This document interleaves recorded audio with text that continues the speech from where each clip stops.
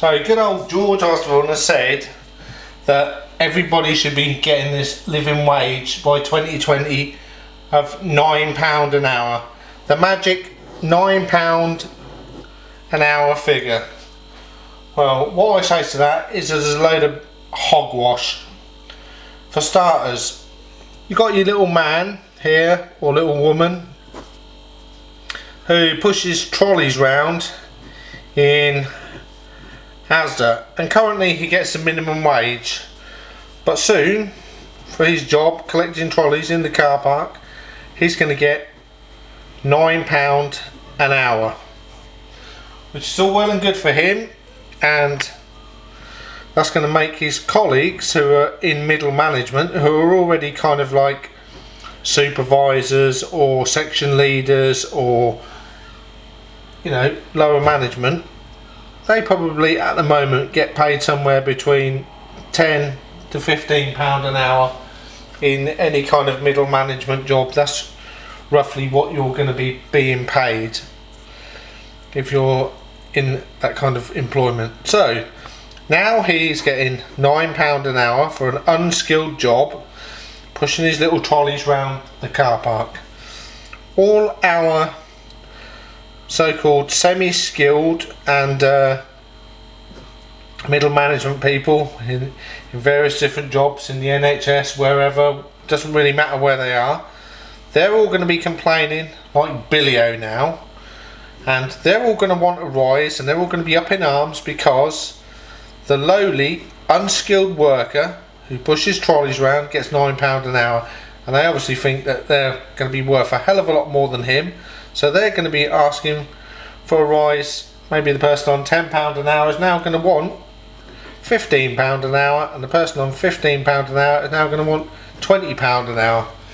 So that's already increased the wage bill for the employer, and if it's local government or some other kind of civil service job, you can guarantee they'll all be going out on strike and causing chaos because they're not getting what they're worth, they're not getting what their university degrees and their qualifications entitle them to, and why should they be undervalued because poor old Bod here who pushes his trolley round gets £9 an hour.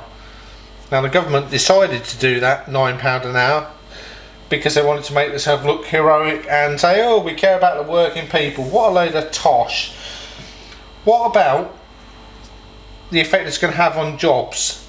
There'll be a lot of full-time jobs that suddenly disappear down the plug hole, gone for good, to be replaced with part-time jobs, which inevitably will pay less because there'll be less hours worked.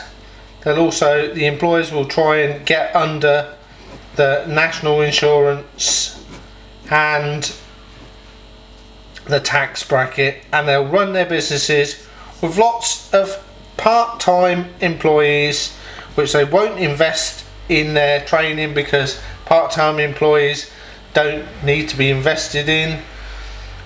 And so that's another one of like George Osbourne's lies and rubbish about investment and training. And also we're going to cut down on the housing benefit and the tax credits. That's another load of bloody hogwash.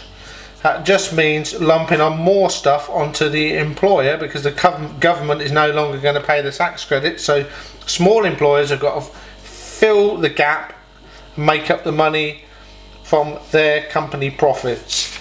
And as for tax credits, reducing tax credits, why didn't the government, George Osbourne and co, take the landlords to task and say, hang on, you are well taking the piss, people. You've got your own houses and you've got the houses you rent out, and you're hiking the prices of the rents to ridiculous amounts, and we're having to pay the bill in family tax credits and housing benefits.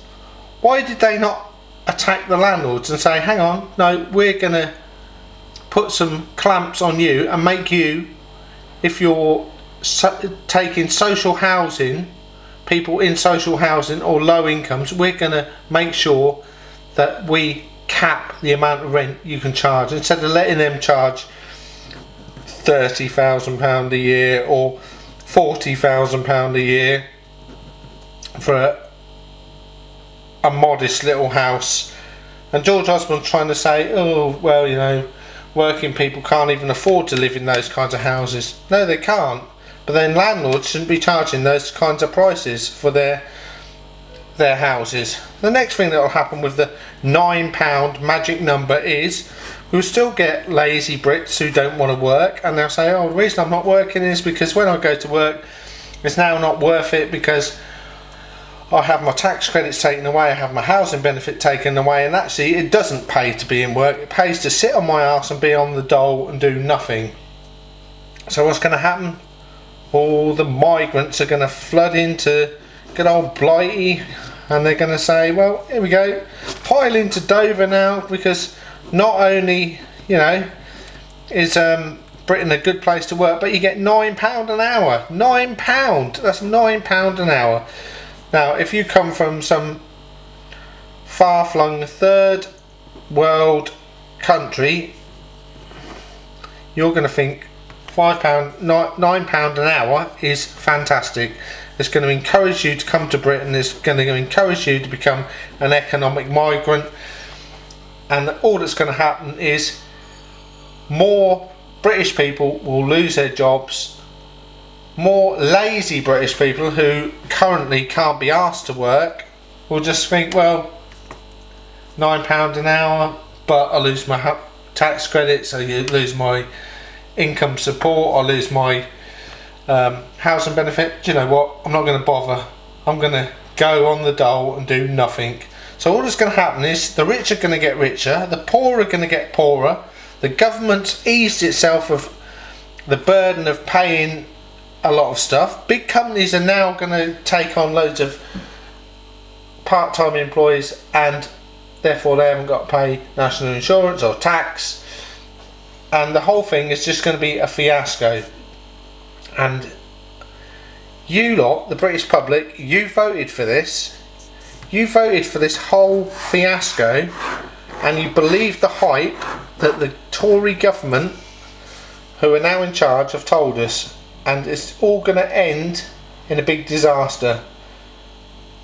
And what about the people that voted differently and didn't vote for George Osbourne and David Cameron? What about the people that voted entirely differently, that were sick and tired of all the politicians that we're now, you know, all supposed to be sick and tired of? Where's our vote gone? Where's the representation? We need to change the voting system, and we still need to get rid of all these kind of corrupt politicians. There's still all the little help themselves crowd in Westminster, you know, dipping their hands in the till, getting what's right for their pockets. If you really think all that stuff's gone away, then you're crazy. But you know, you can be sold down the river for this little picture. £9 an hour. If you believe that, and you believe that's going to bring prosperity to Britain, well, more fool you.